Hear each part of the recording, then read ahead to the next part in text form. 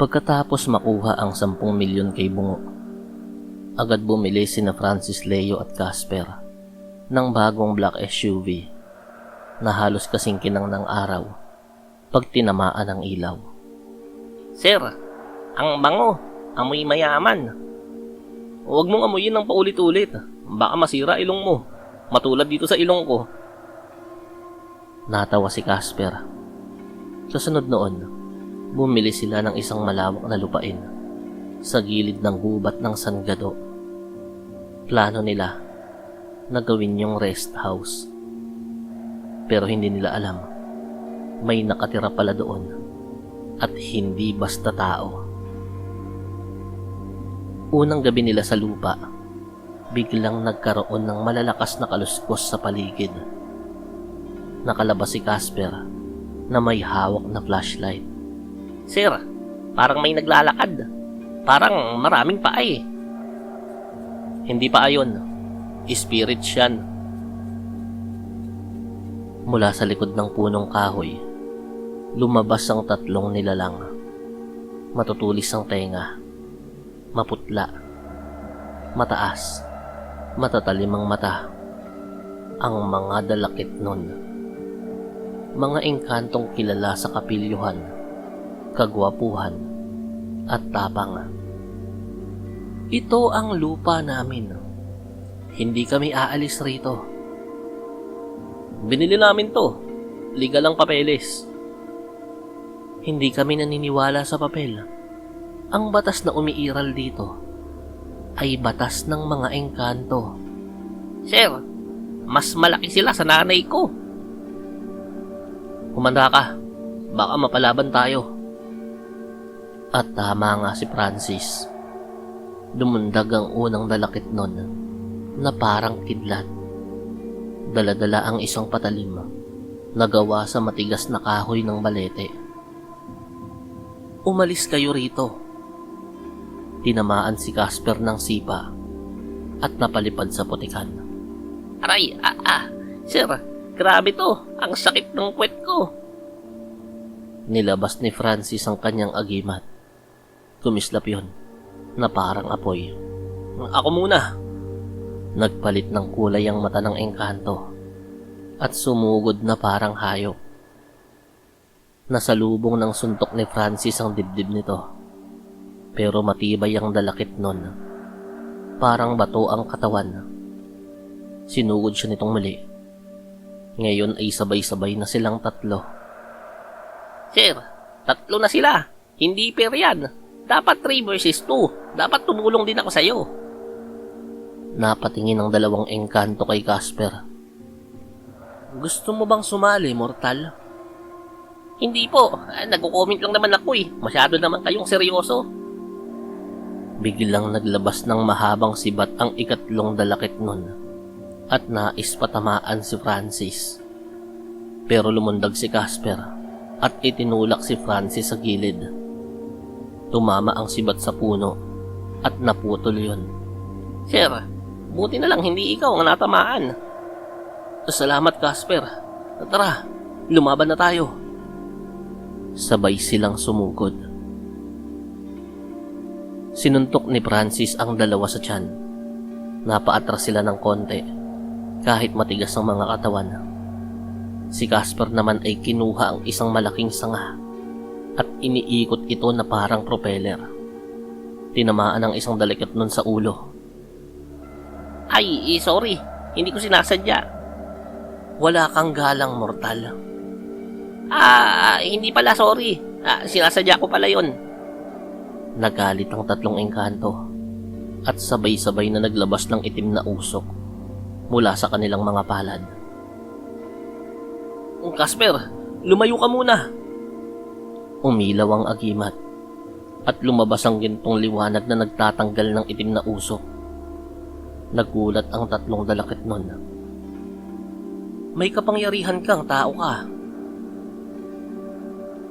Kaya ko kayong talunin, pero hindi ko kayo gustong saktan. Ngumisi ang engkanto. Wala akong mapagpipilian. Hindi kami aalis rito. Bago pa magsimula ang 2 round ng laban, may biglang dumating na isang engkantong sundalo. Humahangos. Maharlika, may malaking problema sa palasyo. Anong problema? May sakit ang Prinsesa Anaira, anak ng Haring Luminous. Lumalala. Hindi gumagana ang gamot ng mga engkanto. Natigilan ang lahat, maging sina Francis at Casper. Sir, baka kailangan nila ng normal na gamot. Huwag agad mag-assume, pero subukan natin. Lumapit si Francis sa mga dalakit nun. Dalhin ninyo ako sa prinsesa. Susubukan ko siyang gamutin. Nagkatinginan ng mga engkanto. Kung may masamang hangarin ka, papatayin ka namin. Sanay ako sa threats. Bashers ang inaalmusal ko tuwing umaga eh. Tara na. Dinala nila sina Francis at Casper sa pintuan ng mundo ng mga engkanto na nasa ilalim ng malaking puno ng balete na nakatirik sa kanilang lupa.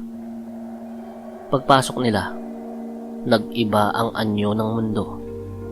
Makinang na ang mga dahon, kulay ginto na ang mga ulap, at lahat ng tunog ay parang himig. Pero ang Prinsesa Anaira ay nakahandusay. Mainit ang katawan, nanginginig. Sino ang taong dinala ninyo?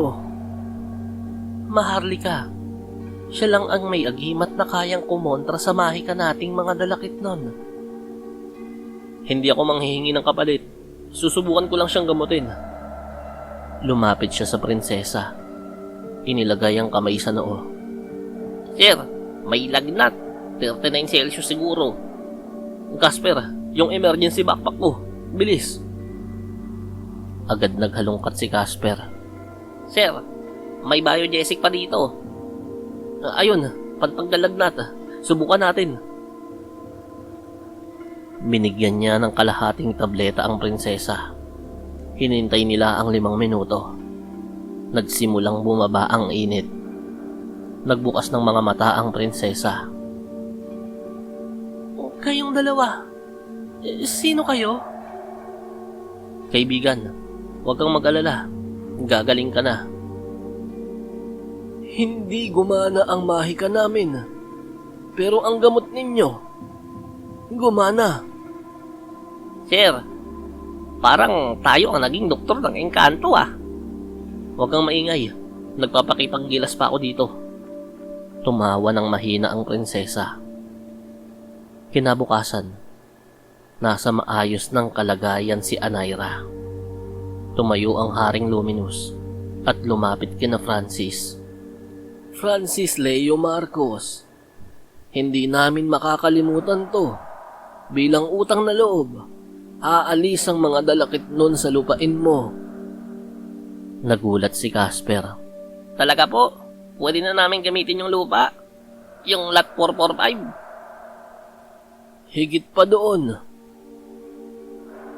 Nagpalipad siya ng ilaw na bumagsak sa lupa ni na Francis at Casper. Pagbalik nila sa mundo ng tao, nakita nila ang iniwan ng mga engkanto. Isang malaking baul ng ginto. Sir, pagkarami-rami. Huwag kang sumigaw, baka may makarinig. Sir, baka hindi ko kayang bitbitin to. Ang dami, ang bigat.